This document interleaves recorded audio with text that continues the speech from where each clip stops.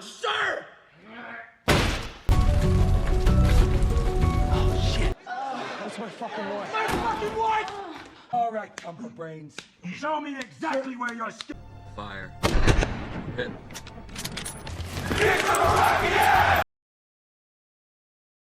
A man who has touched the rifle can never forget the feel of the rifle when he pulls the trigger.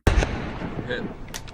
The film opens with words of advice and encouragement from Fitch, a Marine drill instructor, to his core members that they are now one, irrespective of color and race.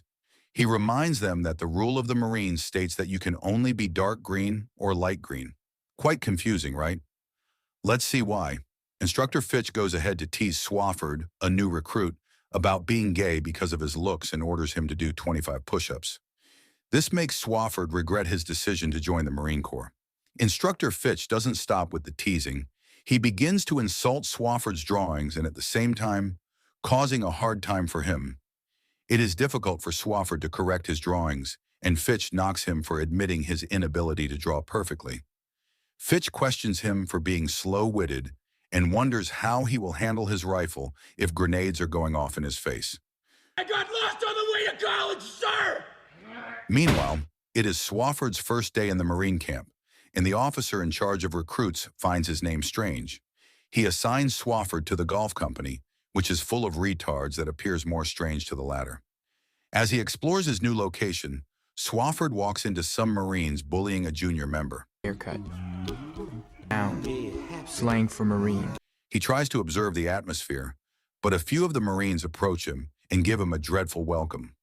They struggle to put an initial on his leg with a hot iron. However, Swofford tries to fight back, but the six overpowers him.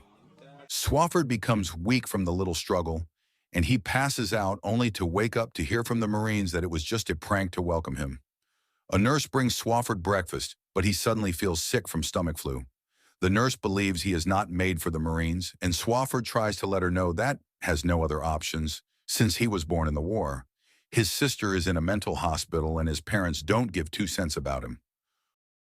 While Swofford is deep in thought, the staff sergeant approaches him with advice to toughen up and get out to the field.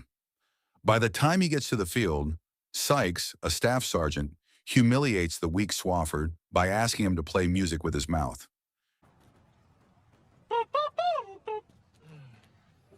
After the fun, they all get down to training to learn tactics on how to hide, target, and shoot the enemy. One of the men is killed, but this doesn't stop the recruits and they move on to learn sniper training. After the training, the recruits gather in the room watching the news where they hear that Iraq has invaded Kuwait. They realize that Kuwait has also called on the world, including the United States, to come to their aid. Immediately, the Marines all accepted that they were going to war. The film switches to show the Marines getting ready to report to their stations. It is time to put their knowledge into use. They all get on a plane headed for the desert, and Lieutenant Colonel Kaczynski, the battalion commander, addresses them on the reason behind their mission in the desert. Despite invading the Kuwaitis and their oil fields, the Iraqis go on to take advantage and off innocent people. The Marines have one mission: they must protect the oil field at all costs. Without delay, they begin to set up their camp and tension their tents. And amidst all of these, they manage to tease each other about the beautiful women in their lives. Swofford feels comfortable enough, and he brings out sexy photos of Christine, his girlfriend, but the others snatch the pictures and tease him about being a lover boy. While they are laughing, Sykes comes in and sets a timer for them to get ready. They run into the field, and this Swofford begins to reminisce on how they just train and shoot for nothing. Boredom and loneliness kick in after 62 days, 19 hours and 16 minutes in the desert. Most of the Marine Corps pass the time by doing different things. Some take their time to pleasure themselves by playing with his stick, while some read the letters they have received from their wives and girlfriends again. The others clean their rifles every day, arguing about life and religion.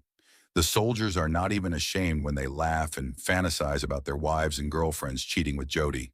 The next day, Sykes informs them of the arrival of the press to interview the Marines on the ongoing mission. He tells them to lie to the press that they are enjoying their duty, but the men do not agree, and they want to voice their grievances. In a hurry, Sykes reminds them of the signed contract they have to be deprived of their rights as Marines, so he threatens them to comply.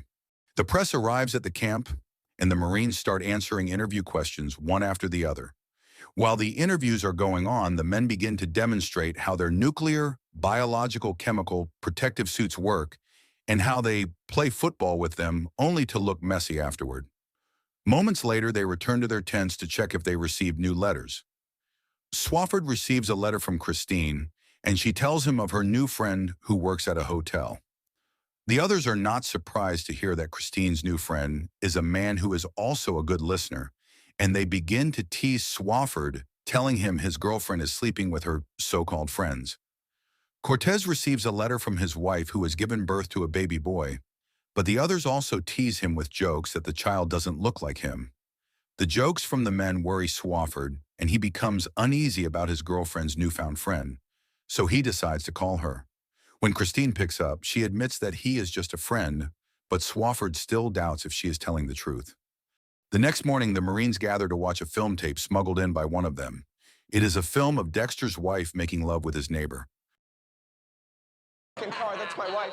That's my fucking wife! Dexter becomes agitated by this, and he leaves the room with some other Marines. However, Swofford wants to watch the video again, but he is warned not to agitate Dexter anymore. It's no longer a mission as the Marines realize that they have stayed in the desert for 122 days. They decide to go out for a stroll during the day and return to organize a party at night. The Marines love to have fun, and they wear silly costumes to drink and laugh together. The party becomes disorganized and scattered when Fergus, one of the recruits, triggers a false alarm. The next morning, Swofford gets demoted to do toilet duties since it is his turn to be on night guard, yet he bought drinks for the party. He is so pissed, and as soon as he gets to the tent, he lashes out at the Marine who triggered the false alarm, which made the Marine terrified. On their afternoon stroll, Swofford is forced to apologize to the Marine, which he stubbornly does. This stroll is interrupted by noises from people who Swofford identifies to be Arabs. Fortunately, Swofford speaks Arabic, and he communicates with the men, asking them what they want. He comes back to tell his fellow Marines that a camel belonging to the Arabs was shot. It is a little suspicious to the Marines because there are 8 men and 5 camels, so everybody went their separate ways. On their way back to the camp, one of the Marines behaves inappropriately to a lady in a car, and Swofford is disgusted by his behavior. They all get to the camp only to meet Sykes waiting with a letter from Mr. Saddam Hussein, the tyrant governor of Iraq. When he reads it, they all learn that they have to move to the border and change the modus of their operation. The Iraqi government gives the soldiers pills for boost, but since it is yet to be tested, the men were threatened to sign a waiver. The men go ahead to sign the waiver and argue about taking a pill just to die for nothing. They eventually take the pills and begin digging their sleeping holes where they are positioned to stay and point their guns on the battlefield. However, Swofford is called aside by the staff sergeant to warn his buddy Troy and keep him in check.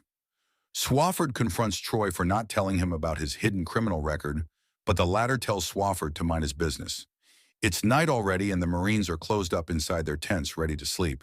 But Swofford is awake with a note and a shirt from Christine, which reassures him of her love. The scene switches to show us the war fully fledged in action like no other. There is no safety as grenades are being thrown here and there, while gunfire erupts from every corner. Of course, the war has begun, and in the midst of all these, Swofford becomes overwhelmed by the chaos, and he gets lost in thoughts that he wets himself. Although the corpsmen are surprised at Swofford, there is no time to be wasted even for a bedwetter. I pissed myself. You gotta find him. So Sykes asks Swofford to go over to the other side and get batteries for the radio. Swofford moves as fast as he can, but he returns with the battery a little bit late, and the enemies begin to retreat.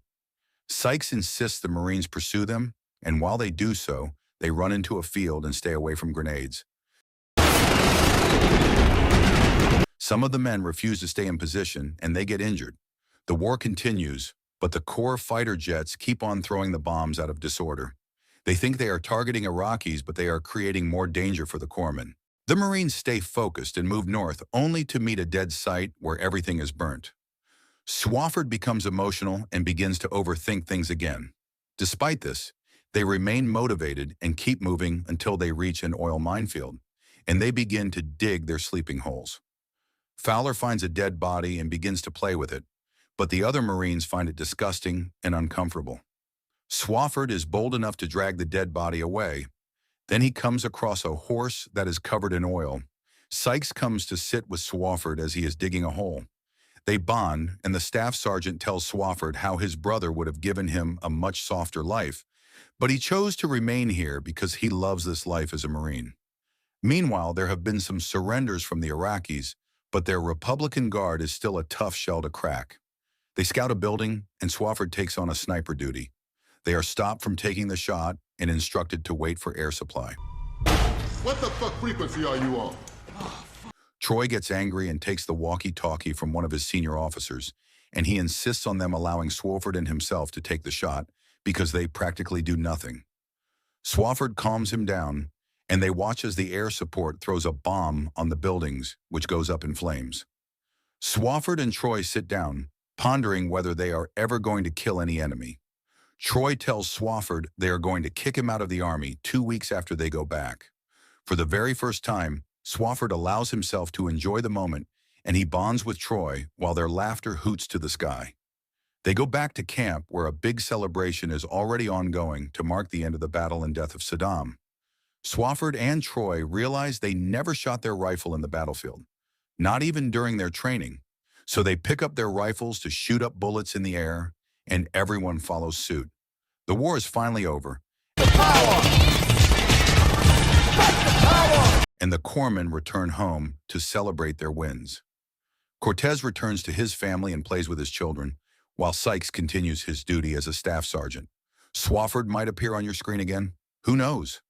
And yes, he does. Christine leaves him to get married to her supposed friend, and as for Swofford, he loses Troy, his buddy. It doesn't end here for Swofford as he realizes that his life may not be crap anymore. So stay tuned on our channel to see what happens next. Fire. Hit.